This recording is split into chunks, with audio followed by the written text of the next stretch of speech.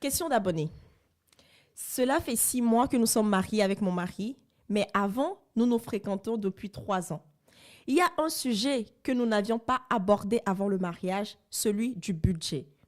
Il veut que nous ayons un compte joint ensemble où nous pouvons mettre nos revenus ensemble et planifier tout à partir de ce seul compte.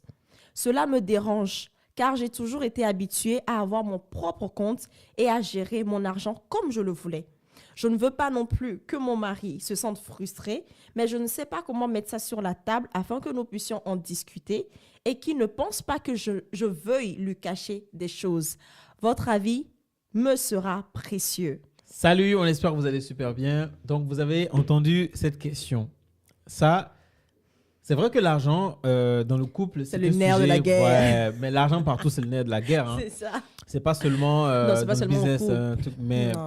partout. L'argent, c'est lui qui dirige le monde. L'argent, c'est lui. L'argent, c'est lui qui dirige le monde. Moi, je répète. Donc, dans le couple, c'est vraiment un sujet très sensible aussi. Surtout si on n'a pas abordé cela avant le mariage. Mais pas forcément si on n'a pas abordé. Ça dépend aussi de l'éducation financière de chacun. Oui. Comment chacun a été éduqué avec l'argent. C'est vrai. Quelle est la perception de l'un et de l'autre vis-à-vis de l'argent. Ça dépend de ça. Tu vois? Yes, ouais. Maintenant, on va rentrer dans le vif du sujet par rapport à ce qu'elle dit. Pour résumer, pour me remettre dans le bain, c'est que elle vit avec quelqu'un. Elle est mariée avec quelqu'un. Depuis 6 mois. Depuis 6 mois, mais la personne veut qu'ils aient un seul compte et que tous les revenus tombent sur ce compte-là. C'est ça. Et qu'à partir de là, ils peuvent faire ce qu'ils veulent et leur projet. Moi, exactement, c'est ça. Genre, tout passe par ce compte, quoi. Elle, c'est une femme indépendante et du coup, elle veut... Elle n'a pas dit ça. Pourquoi tu aimes tellement ça? Je veux mettre l'huile sur le feu.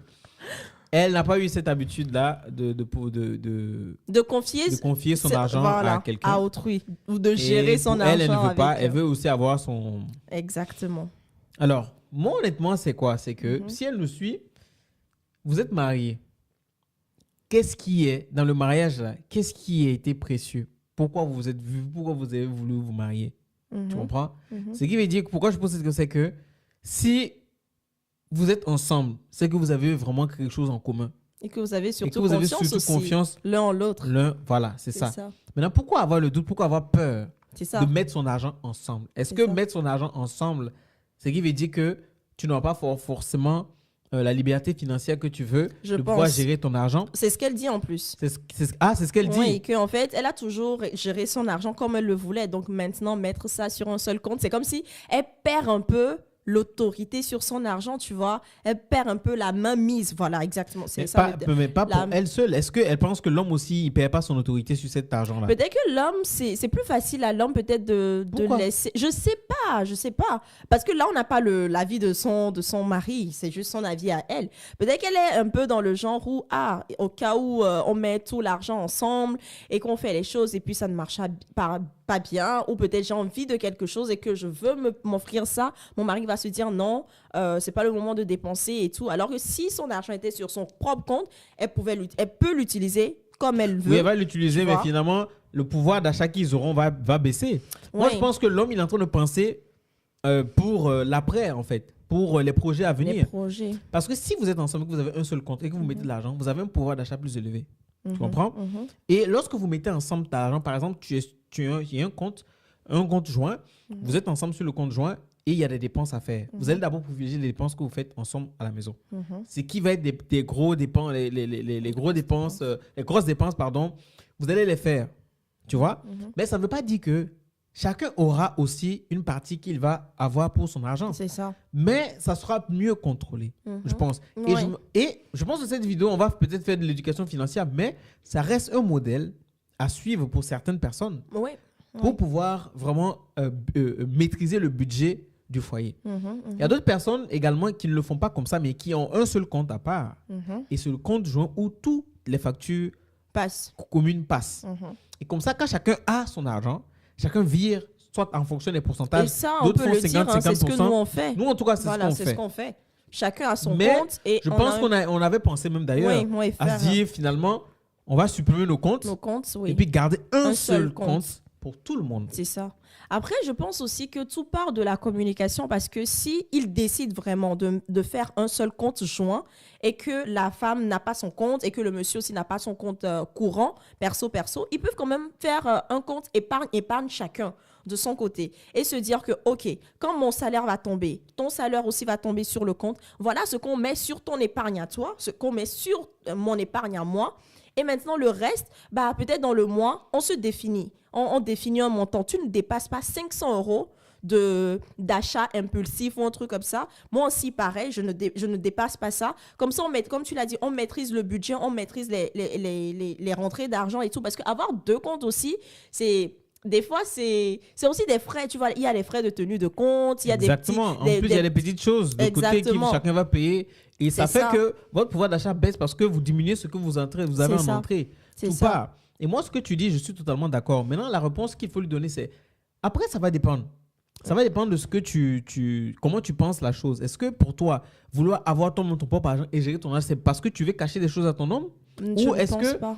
La manière de se dire aussi, il faut aussi penser, je ne sais pas, moi je donne des hypothèses. Ouais, okay. Ou est-ce que peut-être que tu veux pas qu'on te contrôle, tu veux pas qu'on te dise forcément que attention, cet argent c'est ça, je pense que c'est ça. Après, chacun a sa manière de gérer les choses. Il faut juste voir et puis discuter avec le gars, discuter avec ton homme et puis lui dire franchement, tu aimerais... il faut poser les cartes sur table pour vraiment que tout se passe bien. Il ne faut pas que ça reste, soit un sujet qui reste au travers de la gorge, que tu refuses de vraiment en parler. Et après, ça va devenir un sujet de dispute. Ça devient problématique. Moi qui suis beaucoup des vidéos des gens, des entrepreneurs, etc., moi j'ai beaucoup appris que la meilleure manière de gérer l'argent dans le couple, justement, c'est pour ça qu'on en avait déjà parlé, c'est que il faut avoir un seul compte commun. Pourquoi? Et moi, j'ai posé des questions avec mes collègues, etc. Il y a un qui fait ça depuis toujours avec sa femme. Il dit sa discipline, déjà de 1. Parce que quand tu as envie de faire un achat, toi-même, tu vas te dire, même quand comment on appelle, les charges de la maison sont passées, etc., tu vas te dire, attention, il ne faut pas que je dépense aussi parce que l'autre, on ne sait jamais, tu vois. Et ça te discipline. Tu es limite dans les dépenses. Pareil pour l'homme, pareil pour la femme. La personne va se dire, si je fais cet achat-là, tu vois, donc tu te poses des questions. Est-ce que c'est le bon moment? Est-ce que c'est pas le bon moment? Est-ce qu'on s'est entendu sur ça, tu vois? Et il y a d'autres qui disent que quand ils font ça, ils ont un compte joint. Quand le salaire tombe, ça tombe là-dessus d'abord. Mais chacun a un autre compte. Ça tombe là-dessus d'abord. Comme ça, tout le monde voit. Comme ça, ce qui se passe, c'est que tout le monde voit ce qui tombe sur le compte joint. Maintenant, quand ça tombe sur le compte joint, personne ne touche l'argent d'abord. Même si tu dois envoyer l'argent au pays, personne ne touche l'argent. Il planifie comment? On prévoit d'abord... Il prévoit d'abord... C'est déjà budgété, mais il prévoit d'abord les charges de la maison, de leur quotidien, tout.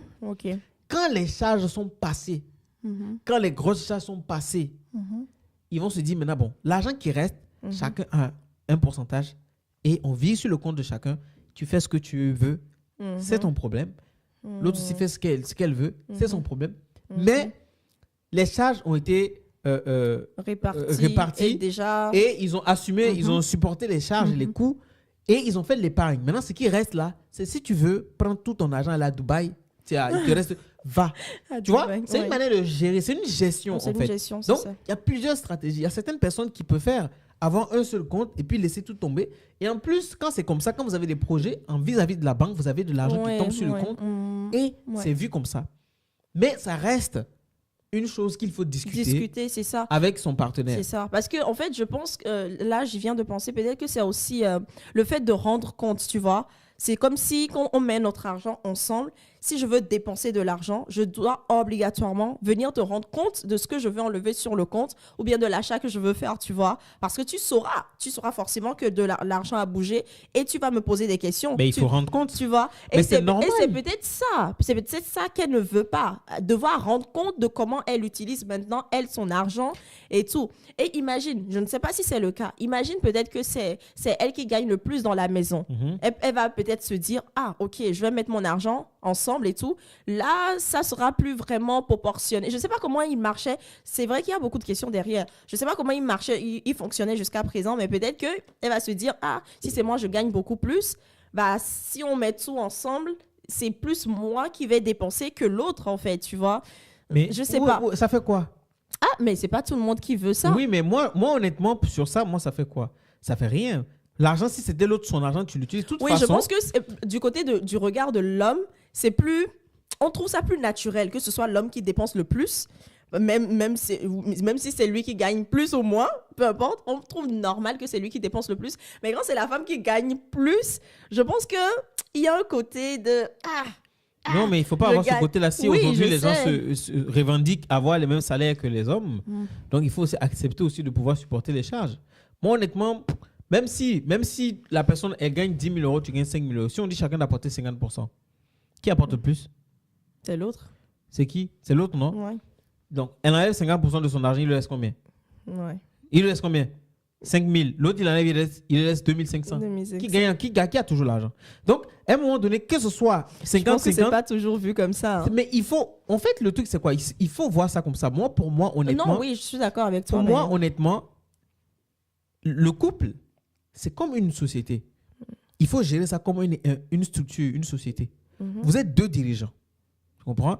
Et chaque dirigeant a sa manière de voir les choses. Mais il faudrait qu'il y ait au moins, comme des cofondateurs, prendre des décisions. Tu comprends? Mais à un moment donné, il y a quelqu'un peut-être qui va prendre le dessus avec ses arguments. Comme on le dit dans un bateau, il n'y a pas de capitaine. Il n'y a pas de capitaine. Mais il y a le capitaine a besoin de certaines personnes pour pouvoir faire bouger le bateau. C'est pour ça qu'il y a Donc, dans la prise de décision, en fait, dans le couple, il faut que ça soit comme une entreprise. Savoir qu'est-ce qui sort, qu'est-ce qui va entrer. Et si il y a des entrées et que c'est posé différemment, on ne peut pas forcément avoir la main mise là-dessus totalement. Certains couples même vont jusqu'à dire que tu n'as pas besoin de dire tout ton salaire à une femme. Ah, mais non. Non. Ça existe. Ça, tu dis non, mais ça existe. Mais ça, ça existe. Mais moi, je trouve ça totalement absurde de cacher ce que tu gagnes à ta femme ou à ton mari. Les gens, toi, tu trouves ça absurde, mais certaines personnes trouvent que c'est normal. Bon, ce que je veux dire, c'est qu'il faudrait que ça soit géré comme ça pour vraiment avoir une vue claire sur la gestion financière de son couple. Parce que si ça n'est pas fait comme ça, écoute, quelqu'un peut se dire, moi, je gagne mon argent. Moi, j'ai dépensé ça. Après, ça, c'est fini. Moi, je fais ce que je veux avec. Non, quand on est en couple, on fait plus ce qu'on veut avec son argent. Ça, c'est vrai. Tu dépenses, tu penses d'abord le couple. Et après, tu peux te faire plaisir. On ne dit pas que ton argent est en otage. Non. Mais la première des choses, c'est d'assumer les responsabilités que vous avez ensemble. Et après, maintenant, la Dolce Vita. C'est tout. C'est vrai. Après, c'est des jeunes mariés aussi. Donc, ça s'apprend. Donc, dites-nous en commentaire ce que vous conseillerez à cette jeune dame et au plaisir de vous lire en commentaire. On vous fait de gros bisous. On se dit à la prochaine fois. Salut!